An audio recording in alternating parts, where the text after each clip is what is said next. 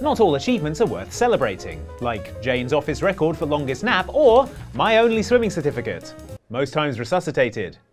The same is true in video games, where plenty of games include achievements for things that we're not necessarily proud of, etching forever onto our Gamercards deeds that we'd rather weren't public. Join us now as we take a look at 7 more times games gave us embarrassing achievements we didn't want on our Gamercards. Enjoy, and please don't judge us. Thanks. Hey, Morgan. Wake up. You're burning daylight. I sent a helicopter to pick you up. It's just a few tests. Don't forget to wear your suit. See you soon.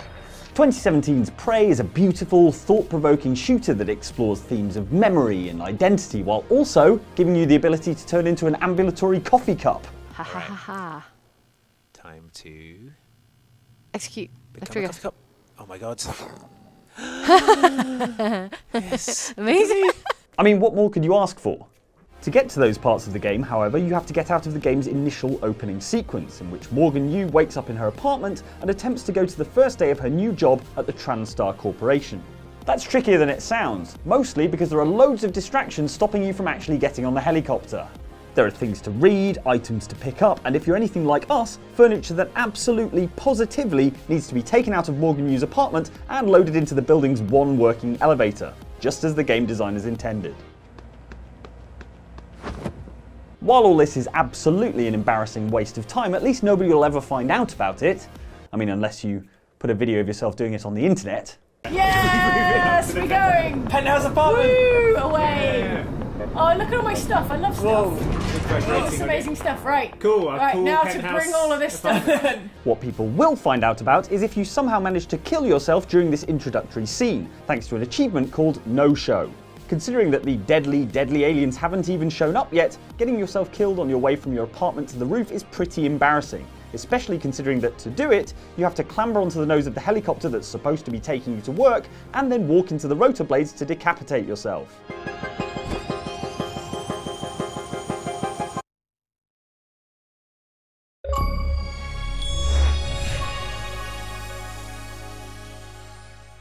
So now everyone who looks at your Gamercard knows that you managed to kill yourself in a stupid way before the game had even got going. Or more, if you put a video of yourself doing it on the internet. Maybe I don't need to upload absolutely everything to YouTube.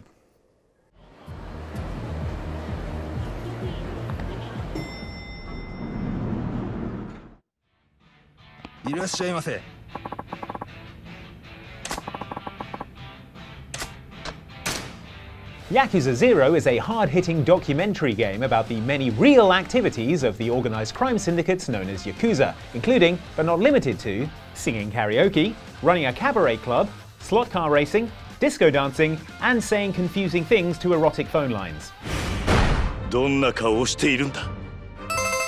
So when did they find time to do any crime, to be honest?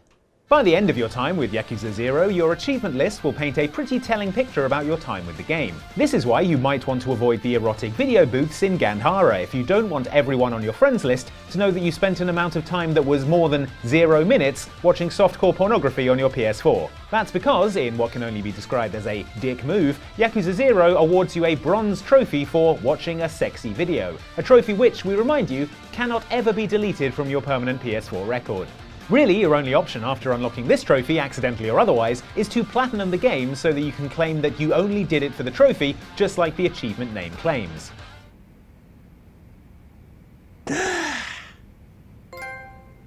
So what else have we got to unlock? Let's see here. Cat Scratch Fever. Win bets on the underground. Cat Fighting League. I guess that could be cute, if the cats were wearing little boxing gloves maybe? Oh. How do you hide your trophy history again? Pretty sure there's an option here somewhere. Stop right there. You are caught red-handed. Pay the bounty or else. If the guards of the Elder Scrolls universe are famous for any one thing, it's the uncommonly high rate of knee injuries. I used to be an adventurer like you. Then I took an arrow in the knee. Occupational hazard, apparently. On the other hand, these guards are not especially famed for being razor-sharp, lightning-fast enforcers of the law, given how easily you can evade them when you need to.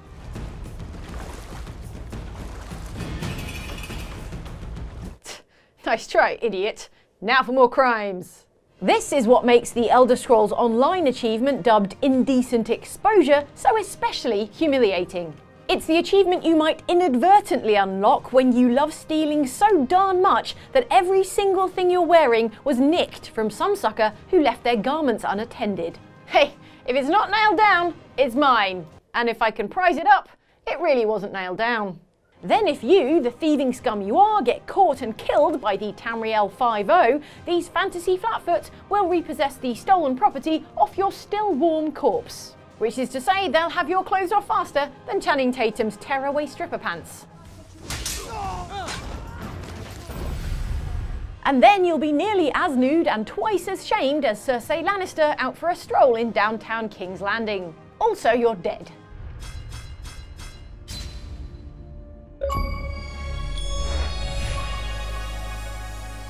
Maybe crime doesn't pay after all.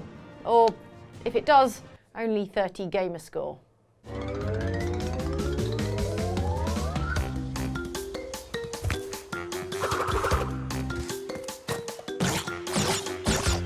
The Crash Bandicoot Insane Trilogy collects the first 3 games in the venerable Crash Bandicoot series, which were all released between 96 and 98, long before the advent of achievements, save systems, and bearable video game characters.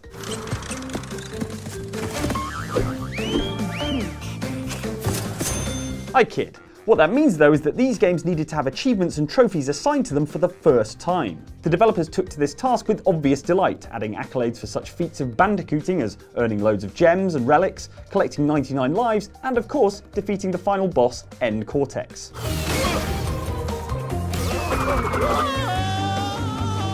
Not wanting the player to get as big a head as N Cortex, however, they also added a bunch of achievements for less impressive feats, such as dying. And missing loads of boxes.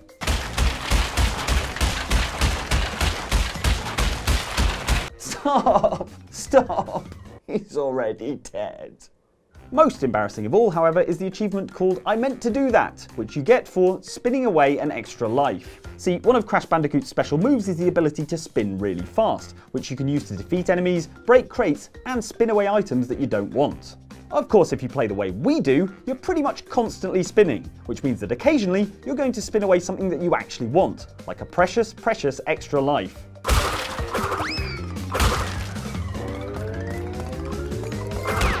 Just the sort of thing I want commemorated forever on my Gamercard. Thanks, Crash Bandicoot. Bubsy the Bobcat would have never pulled something like this, because none of his games will ever be remastered.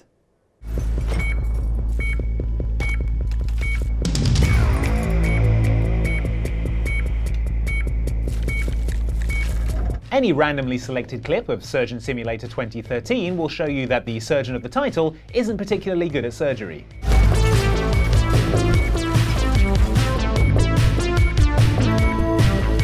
As you can see. That said, most of the time, if you're trying to save the patient, it's a pretty achievable goal. Sure, they're missing a few pints of blood and several major organs, but a lot of the time you can be pretty content that you've done a good job, considering the circumstances, even if you did manage to lose your wristwatch in there. It's also entirely possible to make an absolute pig's ear of the entire thing, and what's worse, be awarded with an achievement for it, indelibly carving your surgical ineptitude into your permanent gaming record for the rest of time. Such is the case with the Steam achievement It's in, I tell you, which is awarded for, well, basically failing at surgery as hard as it's possible to fail. The actual requirements are to remove all the organs from the patient, then put in a new heart upside down. To be honest, achievement is the right word, as this really takes some doing. You've got to saw away the rib cage, cut all the organs out, and then get a new heart in the wrong way up before the patient dies due to blood loss. Then the patient will die due to blood loss, and everything else loss. And I got an embarrassing achievement I'd rather no one saw. But I kept my wristwatch this time, so every cloud, right? Oh man, not again. We are perpetually trapped in a never-ending spiral of life and death.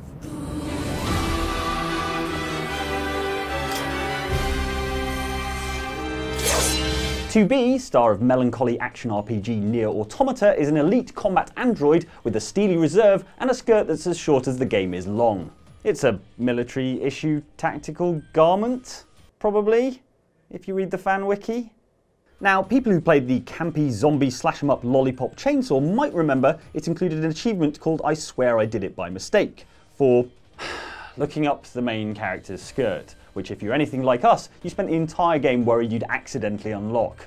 But while the name of that achievement and the fact that you only had to do it one time to unlock it might give you the benefit of the doubt on that occasion, Nier Automata's achievement, What Are You Doing, is a teeny bit harder to explain away as an accident. This achievement is awarded for the same action as in Lollipop Chainsaw, but instead of just the one instance of skeevy camera work, you have to do it 10 lingering times before the achievement pops, leaving no one in any doubt as to precisely what you were up to. Except, apparently, the game, judging by the name of the achievement.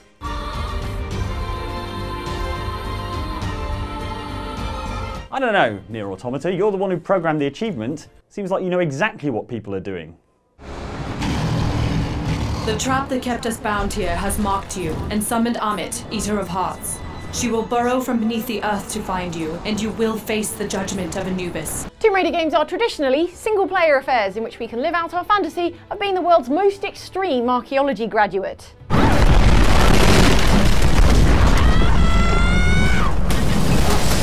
That PhD stands for Pretty Heckin' Dangerous. The 2014 game Lara Croft and the Temple of Osiris, though, was an isometric action experience with cooperative multiplayer. In it, Lara had to share the spotlight with up to 3 other characters, 2 of whom were actual ancient Egyptian deities, Isis and Horus. This shift of genre and added co-op moved the tomb raiding goalposts somewhat, because suddenly it was possible to embarrass yourself by catching a face full of antique death trap and dying in front of your local or online comrades. Bad enough to die once, I mean, that could happen to anyone, apparently, even the ancient Egyptian god of light and the sky. But Horus forbid you should be the one to die the most times. It's like going bowling with your friends and then at the end you've got the lowest score and all the pizza is gone. I hate bowling. Literally the only thing worse than being the player to accumulate the most deaths in this shared game would be to receive a sympathetic 10G pat on the head and the Chivo equivalent of a wooden spoon award, which in this case was the achievement named Hey, at least you are the best at something. That something being your own death. Keep your pity, video game. I'm going back to playing alone. Tomb Raider and bowling. I always win. Thanks for watching this video about embarrassing achievements that you don't want on your gamer card. I tell you an achievement that I'm not embarrassed about, and that's being really good at Hitman. As you can see in one of our Outside Xbox speciality videos, the Hitman 3 Ways to Play videos, where we play through a level of Hitman in 3 different ways: stealthy, medium, and explosions. Those are the 3 ways. Down here, if you want something completely different, is a video from Outside Extra, which is about games that mocked you for trying too hard. So you can check that out instead if you'd rather see that.